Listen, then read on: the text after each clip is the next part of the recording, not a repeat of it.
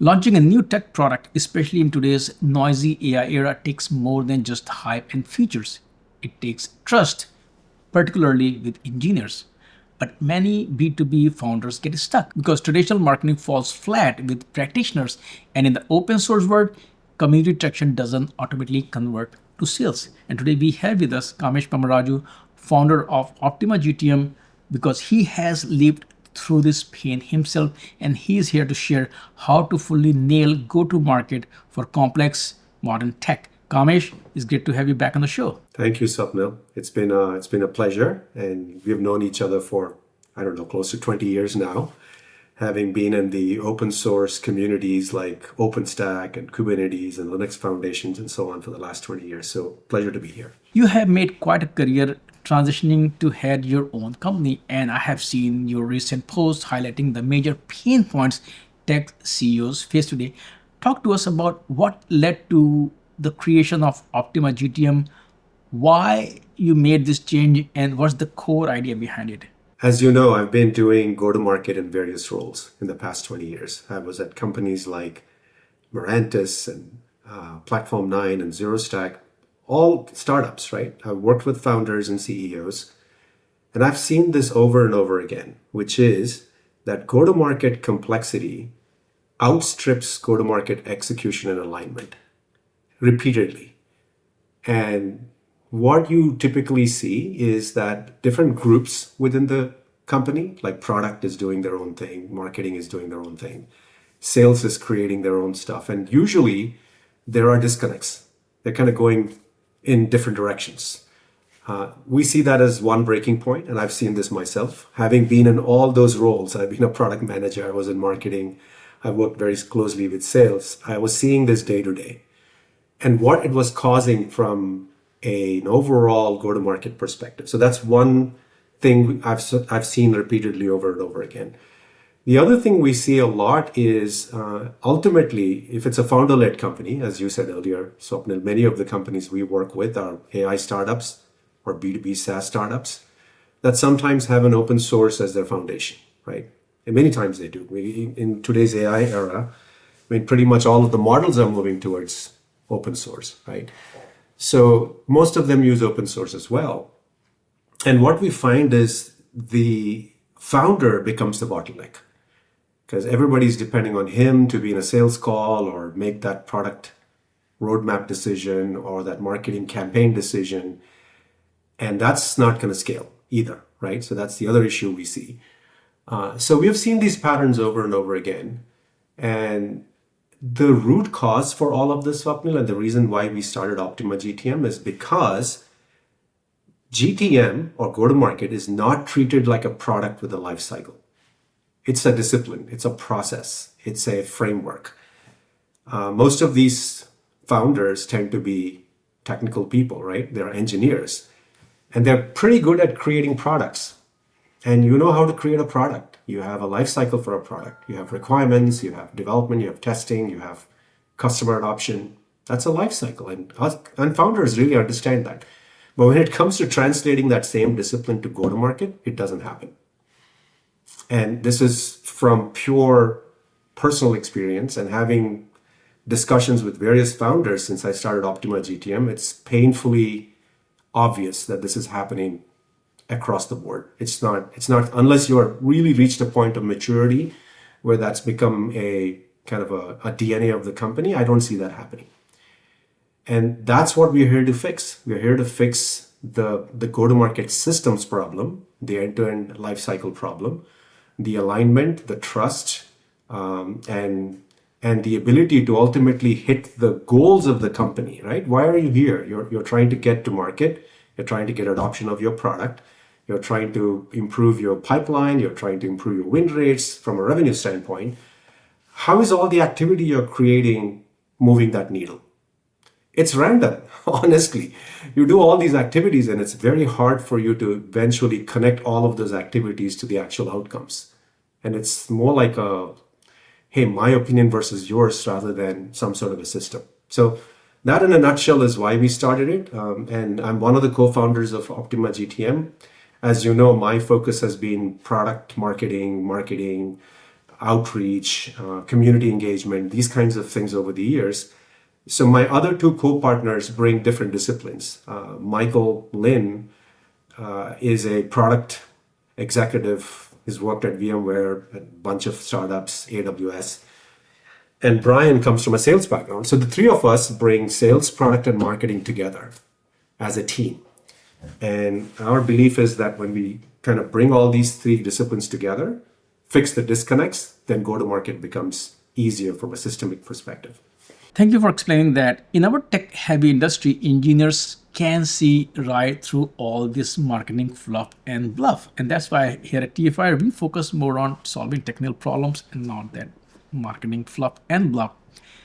What happens in most cases is that when it comes to new companies, usually technical founders start a company to scratch their own itch or the problem that they saw in their own day-to-day life, and they create a company, they create a product, they get good traction, they have brilliant vision. But in some cases, they may not be great at marketing. And as they try to scale, going from first customer to their 100 customers, they have to hire new teams who might not even understand the original vision or open source ethos.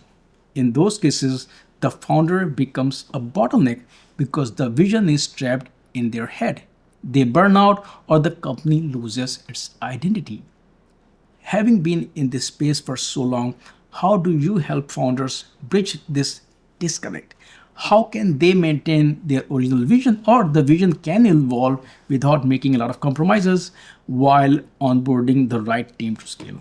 Absolutely, because I've seen that personally. Again, like I said, I've worked with founders over the years, and they tend to be, all the founders I've worked with so far at all the startups are extremely passionate about what they do, right? And they're engineers for the most part, right? Because we're dealing with technologies like AI, cloud, open source, Kubernetes, OpenStack. These are extremely complex engineering challenges, and these people come from those backgrounds, and they have a vision. They know what problem they're solving at the technical level. But here's what happens, Swapnil, right? When they start hiring people, they forget that they're hiring those people not to necessarily replicate themselves. They're bringing them because those folks bring specific expertise in specific areas, right? If I bring a marketing guy in, for example, right? I'm a founder, I'm highly technical. Maybe I'm doing something in AI. In fact, I was talking to a CEO founder yesterday, and he made a comment somewhere during the conversation. He said, oh, maybe I made a mistake in hiring the right person for my marketing and sales. And I asked, what do you mean by that? He said something interesting. He said, they don't understand go-to-market. I actually hired somebody who's more like me, right? Which is a very interesting comment. He says, at the end of the day, you don't want to replicate the same person across the board, right? So you want somebody that understands the different aspects of the business. But back to your question, though, yes, this is a very common thing, and the vision gets lost. He even said that sometimes I can't communicate my vision. Nobody understands what I'm talking about, right? And that's because the vision is highly technical. And how do you translate that into terms that marketing can understand, into terms that sales can understand, and then not only understand, but also convey it to the market and to the customers in a way that they build trust, credibility, and ultimately buy your solution, right? So it's a communication challenge in some ways. But I feel, and again, I'll put on my go-to-market hat on, it's more of a system problem. I'll give you an example, very specific example. So this founder has a very good idea in their head about the vision and the kind of customer they want to go after, their ideal customer profile.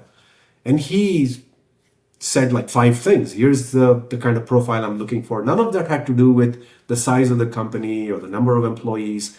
It had to do with very specific characteristics he was looking for. Then I asked, great, that sounds fantastic. Have you communicated that with your team? Oh, I just communicated that yesterday. Okay, great. How do you translate that into execution? And how do you know it's working? And that's where he paused. He said, I don't know. I got to figure that out, right?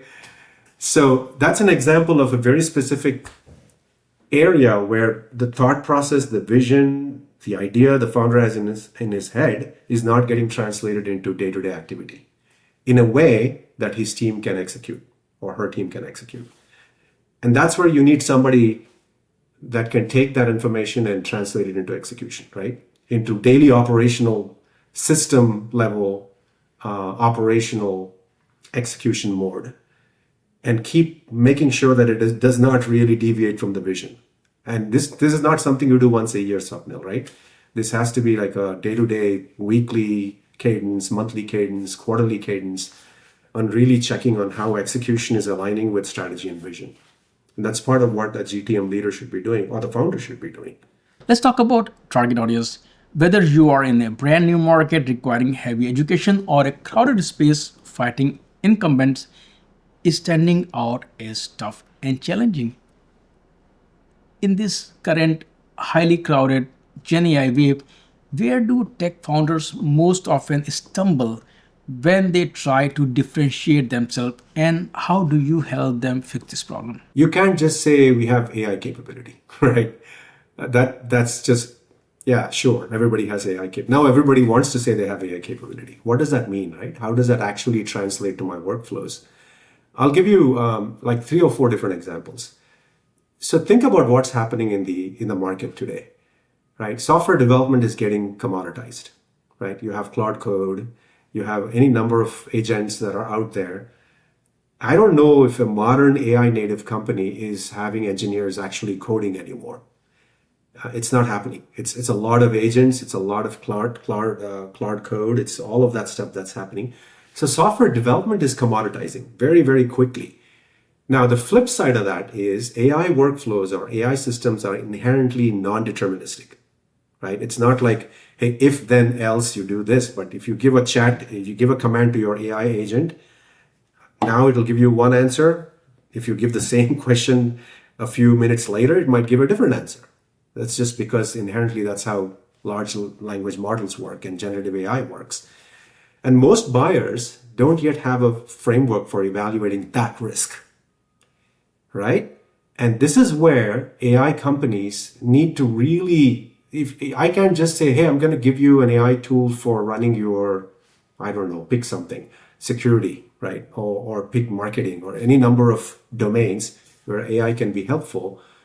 But it needs to really answer that question, right? Can it really create deterministic? Well, it's not inherently non-deterministic. So how do I get some results that I can rely on? So that's the number one question that needs to be answered. The second thing is, again, AI research and iteration is a real differentiator, right? AI, by definition, I don't know what I'm looking for yet. I need to try a lot of different things. If you think about different agents, different workflows, or different LLMs that are out there, the gap between a team that can retrain and redeploy in days versus weeks is enormous, right? And again, AI companies, AI founders need to really focus on that aspect of it. How do I make sure that that speed of that iteration and AI research become, again, who are we talking about? We're talking about AI researchers. And AI researchers don't necessarily want to deal with infrastructure or tooling or understanding all the nuances of GPUs and how that all should work. And Swapnil, you and I have been in the infrastructure space for a long time, Kubernetes and OpenStack. You know how complicated they are, how complicated it is to set those things up and run them. Researchers could care less. They don't want to deal with any of that stuff. And we know that over the last few years, this new discipline emerged called platform engineering. We talk a lot about that in the Kubernetes space and other places, right? Where you need to have a platform, a DevOps platform or an AI platform of some sort that somebody is handling and taking care of. And researchers can now focus on what they need to do, which is iterate, research, and that's a real differentiator for their customers. And if you as an AI founder can make that gap smaller, then you have a win. Right? So that's the second thing people should think about. And then the third one, and the big elephant in the room, Swapnil, you probably know this already, GPU access is a huge problem right now. Even though there's so much of GPU supply that's coming out of NVIDIA and, predominantly NVIDIA, but who do you think is sucking up all those GPUs? It's the Anthropics of the world. It's the OpenAIs of the world, Meta, Google. 80%, 90% is going to them. And they're building like crazy, $600 billion of investment. And who is getting left out? Well, the small guys, the medium-sized guys, even the enterprises, larger enterprises, they have to sit around waiting for a GPU for 9 months. So think about it. If you're an AI founder and you're delivering some sort of a capability to, I don't know, pick some company, right? Johnson and Johnson or somebody. And now you say, hey, my thing can make your AI researchers do things like 10 times faster. And the very first objection is, I don't have GPUs to run this on, right? Or I don't want to go to a public cloud to do this, or whatever may be the situation. So what are the constraints that are real constraints for everyone else? And that shapes what you're actually building, right? Or figure out who your ideal customer is that may have some spend, may not need that much, or things like that. So differentiation, to answer your question, has to be grounded in the buyer's, what I call, unavoidable problem, right? They have something that they have to get done. Hopefully they have GPU access. If they don't have it, you don't have a buyer. They won't buy your stuff until they have GPUs, right? It's not about the founder's favorite feature or the latest innovation in open source. It's about what the buyer needs now. And they have a project that's unavoidable. And how do you cater to that and supply to that demand? And that's a hard thing to do. You really have to sit down and think through who those customers are, which market segment gets it. Is it a vertical? Is it a horizontal play? And these things are not done well. It may be in the founder's head, but again, like you mentioned earlier, Swapnil, it doesn't translate to execution. And when you look at the day-to-day operations at the marketing level, product level, what feature you're building in the product, what campaign you're running in marketing, what the sales guys are saying to customers, they all diverge. And as a result, you don't get a go-to-market motion that's efficient. Very true. Let's pivot slightly to a major challenge in our space, open source. Getting community traction and GitHub starts is one thing. Converting that into commercial success is a totally different ballgame. But without commercialization, open source companies simply cannot survive. Where do these companies typically hit go-to-market friction, and what's your primary advice to them for driving revenue without compromising on their open source values? Yeah, I mean, thinking about it specifically from a commercial go-to-market perspective, Swapnil, here's the challenge I see, because I've been in the open source space for a long time. I've been in companies that were pure open source, like think Red Hat, think Mirantis in the early days, or many companies that had open source, and then what they provided was support, right? Support, training, that kind of stuff. But eventually they all moved to a different model, a product model, right? Because that's where they make the money. So the challenge, to directly answer your question, Swapnil, is if open source, I mean, many of these large companies are using open source, right? The biggest enterprises are using open source, developers typically, right, that are downloading and using it. Now, here's a question I would ask a founder. It says, if open source, whatever open source these developers are downloading, is that good enough for them? Does it kind of address 80% of their day-to-day needs and use cases? Then what is the compelling reason for them to buy a commercial version? Right? So that's where the barrier happens. So 80% of open source takes care of what I need. Okay, there are some issues here and there. I'll go to the open source community. They'll tell me how to fix it. There's all kinds of channels, Slack channels, and Google groups, and what have you. And I get answers to what I need to. And I'm a big company. I have a bunch of developers. They know how to fix these things. So why would I buy anything? So there's no reason that anybody would convert to a paid without a very specific trigger. Now let's talk about what those triggers are. The compelling reason to buy is not just convenience for the developers. So users are not equal to buyers in an enterprise context. So of course, support is important. But there are many other things, if you think about it from an enterprise standpoint. It's compliance, it's security, it's governance, it's risk management, it's scaling, it's innovation, it's things that may not be there because it's just open source tool, may not give you all those other things. So the commercial tier of the product, and here's another challenge too, and maybe that problem is solved now. which is the fork, right? You probably know this quite well, Swapnil. You have the open source code, and you have a fork that takes that and then creates a commercial version, right? In order for you to kind of, and usually there is a gap. Open source is way ahead, and the fork of the commercial version is way behind. And we have seen this across Red Hat and all these companies that have built these things. I would argue that maybe that problem is reducing because of AI, right? You could kind of maintain multiple code bases in a way that reduces the amount of work you need to do. And I don't know this for a fact, but my suspicion is with AI and Claude Code and all of these things, you could make that a lot less of a challenge.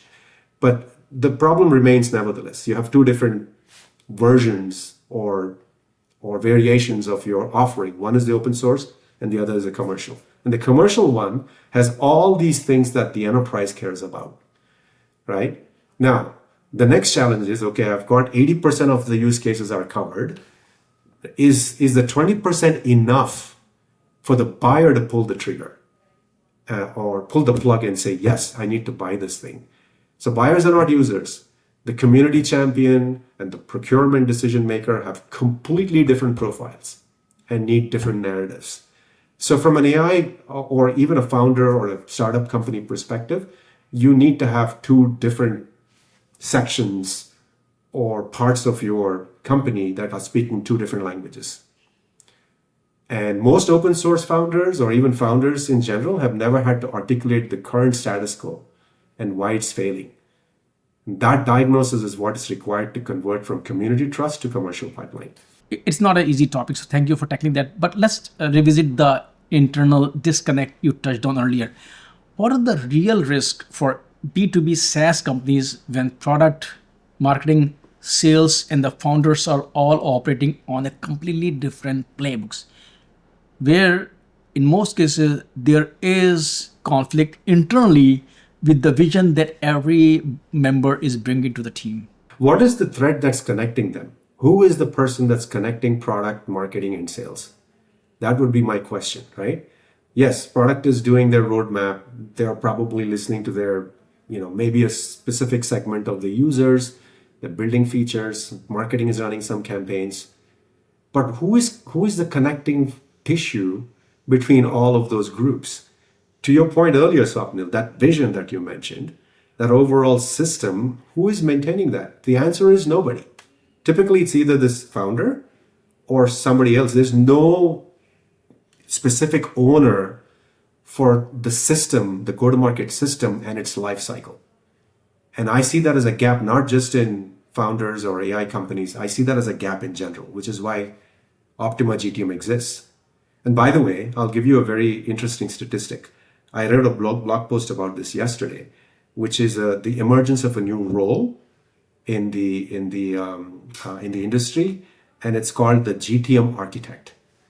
So there are companies who are hiring for GTM engineers. Probably people know about GTM engineers. They're the execution people that pull together different things and kind of execute things. But the GTM architect and the director and VP of GTM architecture is emerging now. And I look at I went to a couple of, Scale AI is a good example. I went to their website, looked up the definition of the role description, and a lot of it had to do with alignment between sales, marketing, creating dashboards that are common to all of them and kind of looks at the GTM as a system, creating operating cadences, things we do as a company at OptimaGTM. People have realized they need it. And it's no longer the founder who needs to pull the thread together. You need somebody that owns this and reports to the CEO or founder, not to any specific function. And this is what I wrote in my blog post. This is becoming, and people are seeing that this is something that they need. One role that owns and is accountable for that end-to-end go-to-market lifecycle. Just like you have a product person who is responsible for product end-to-end lifecycle, you need a role, a person. And who is it typically in any company, in a startup? It's a founder. He's putting all these things together in his head. But to your point earlier, once they reach a certain stage, it's not sustainable. It's not scalable. So they need a system and a way to do this so that it's not dependent on heroics. It's not dependent on one person. It's not dependent on the founder. So the GTM operating system means that these decisions that are being made individually reinforces each other.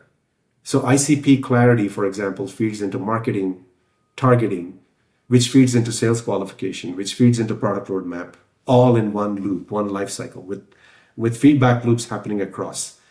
And they don't happen in a natural way, right? I mean, typically sales and marketing are kind of fighting with each other. Product and sales have different ideas. That doesn't happen naturally.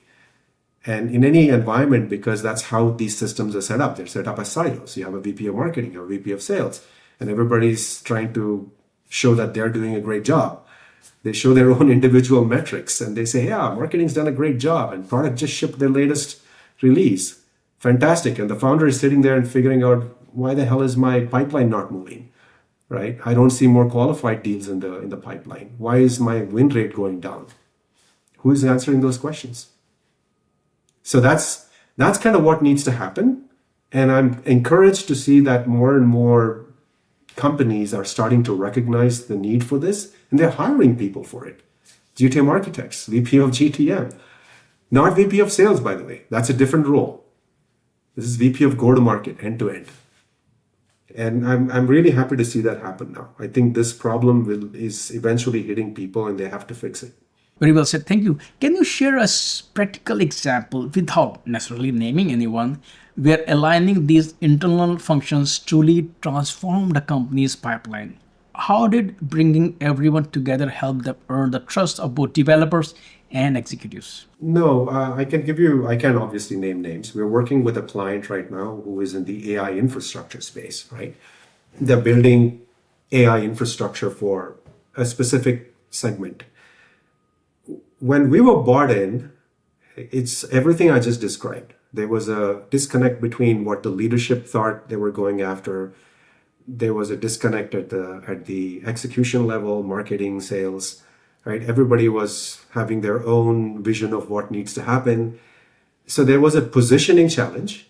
There was a messaging challenge. It was all translating down to, we don't know what to say on our website. Or we don't know what the salespeople should be saying to our customers. Classic example of where the go-to-market broke down across multiple layers, right? Leadership has one vision. Sales and marketing are doing something different. So when we came in, our first goal was to kind of level set across the teams. We sat down with the leadership, went through a couple of iterations of what is it exactly, which market are you trying to achieve, target, right? And they gave us a bunch of different things. We pressure tested that against number of factors. And is it differentiated enough? Are you positioned in a way that doesn't sound like everybody else, right? Is it a unique offering that you have that nobody else is actually offering in the market? Is the moat, the differentiation big enough that people can't just copy this stuff, right? And what is your overall solution? Not just your product. Product is a piece of what they do. They have a number of other features that they do, which all had to be brought together so that the overall message and the narrative and the positioning, and including the ideal customer profile, all came together, right? And we're still working with them, and we're coming up with this narrative, this ICP. And at the end of the day, Swapnil, what matters is for the team to execute, right? What do they need? They need something. The marketing needs something on their website. Marketing needs to be able to run campaigns. Sales need to have a sales deck and a talking points that they can speak to when they're in front of a customer. These are practical, down-to-earth, day-to-day stuff that they need.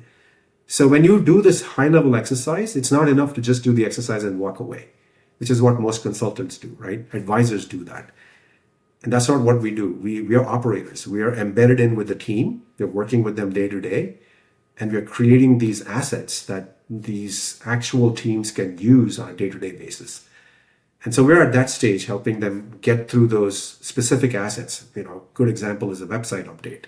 Although that sounds mundane, it's actually a lot of these things have to connect and everybody has to be on the same page in order for that to come together. Same thing with the sales deck, right? Are you saying different things to different customers? Is that really aligning and causing your customer to nod their head and say, yeah, this is our problem. Yeah, you guys can help us. show me how. At that point, it's trust and evidence, right? So that's kind of how we operate. That's our engagement model, is to kind of work with the leadership to ensure everybody is aligned. We typically like to work with CEOs and founders of companies because that's where our most value is, for them to see the system at the top level and then translate that into execution. So every team knows exactly what the overall GTM vision is and strategy is, and they are executing their pieces of it. And then you, every quarter or every month or whatever, you kind of review and see if there's a drift, right? Which happens naturally.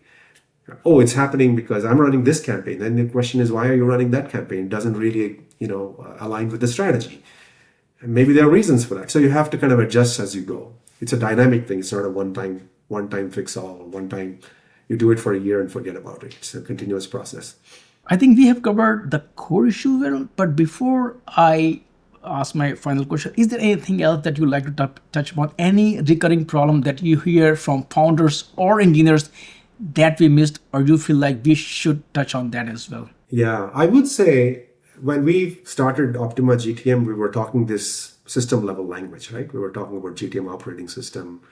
We were talking about how you need to fix the overall system and the life cycle.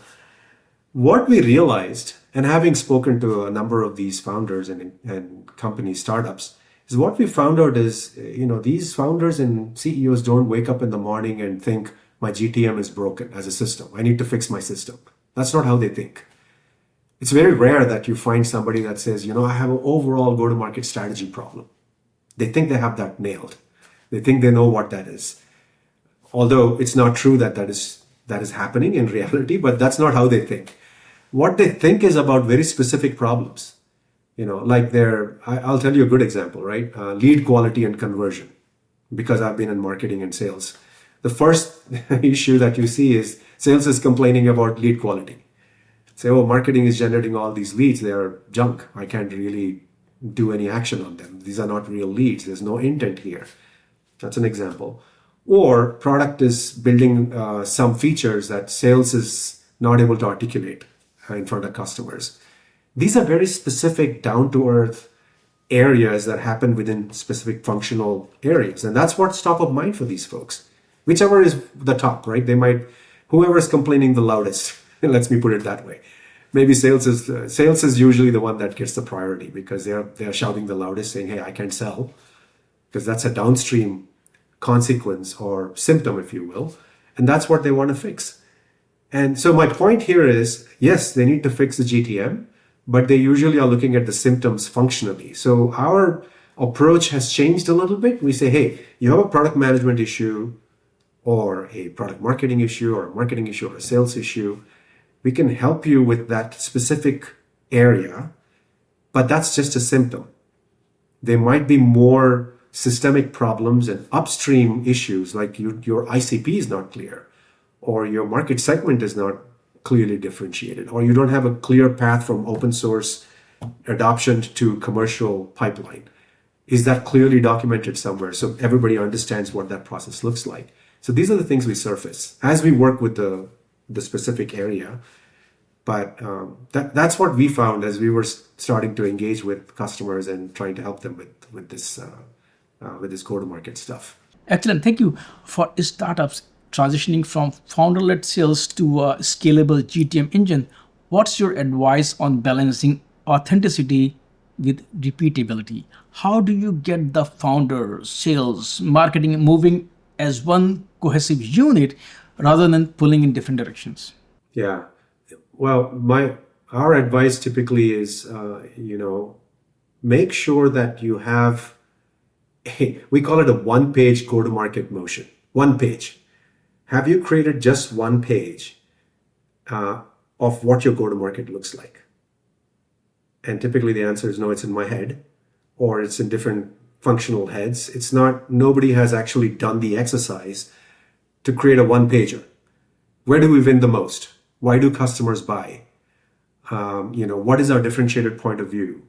What is our sales motion? Are we doing product-led? Are we doing community-led? Are we doing ecosystem partnerships? Are we doing all of the above?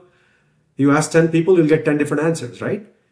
And what's the customer ROI? Why do they renew with us? and what is the overall metrics that we align on from a dashboard standpoint. And that's the advice we would just start there. Start with one single go-to-market template, or what I call it, a one-page go-to-market. If you can put everything on one single page and everybody in the company looks at that, sticks it on their computer and looks at it every day, so that's what the company is trying to achieve this year, right? This is the market we're going after. This is the ICP. These are the accounts. This is how we attack it. This is our message. It can be done, and we can do it on a single page. So I have on my website, OptimaGTM.com, a specific section called GTM template. And that template kind of walks them through 7 pillars of what they should be doing, right? I mean, they don't need to include it. They can do it themselves.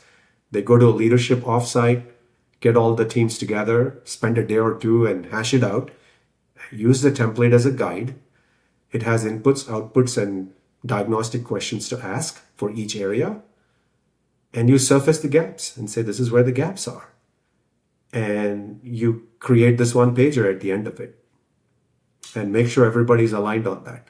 And of course, that's not a one-time activity, Swapnil. You know that, right? It doesn't, your whole go-to-market doesn't get solved in 2 days in an offsite. Once you start executing, things will surface. So you have to keep iterating on that, right? Where did we go wrong with this pillar? We came up with this strategy or plan, and this is what's happening in reality. Let's kind of adjust that drift as we go. So that needs to happen on a regular cadence, maybe monthly, maybe every other week, quarterly for sure. And that's what I would advise founders and CEOs to do. Do that exercise. Don't let the thing run on its own. It's entropy. Things will just drift on their own if you don't do anything. We have talked a lot about how you help others. Let's talk about OptimaGTM itself. What's your long-term vision for the company? We are here really to help other startups and growth stage companies. We have been through this. We know the pain, and we just don't want these folks to go through the same pain again, right? The more people we can help, and let's face it, there are some of these companies and leaders and founders who may not listen to us, and maybe they think they know the answers. Well, all the power to them. But for those who really want to do this right from the ground up, and can use some experienced operators like us, we are not looking to grow to $100 million company. We want to help each individual company, and we're not bringing in junior people. It's us, right? We are the senior operators here. One other thing I would mention is that we can't solve every problem that a startup might have. They might have specific execution challenges. They might say, you know what, we want help with SEO. We want to go design our website, or we want to have you run Google ad campaigns, or whatever, outreach, SDR. What we're doing from our business model point of view is we're building a network of trusted experts in various disciplines that we can bring in or refer to our customers and say, hey, you need help with, outbound channel outreach to your customers. How do you do that? Well, we can help you with your ICP. We can help you with your target segment, but the actual execution, we know somebody that can help you with that. They have AI tools. They've done this before. They're experts. They can help you set it up for you. And so we're building that network as we speak. So our goal is to have that trusted network, and we help as many AI native, as many B2B SaaS companies in their early stage, when they're getting to that point where things are breaking and they can't scale and they can't grow. We want to help as many of them as we can. So that's really our goal. Nothing way too ambitious, but really there to help these companies succeed. Kamesh, thank you so much for sharing your playbook on breaking through B2B tech noise and building an effective go-to-market engine. This is incredibly important and valuable advice for early stage founders or teams struggling with internal alignment. Thank you for sharing all those insights, and I look forward to chat with you again. Thank you.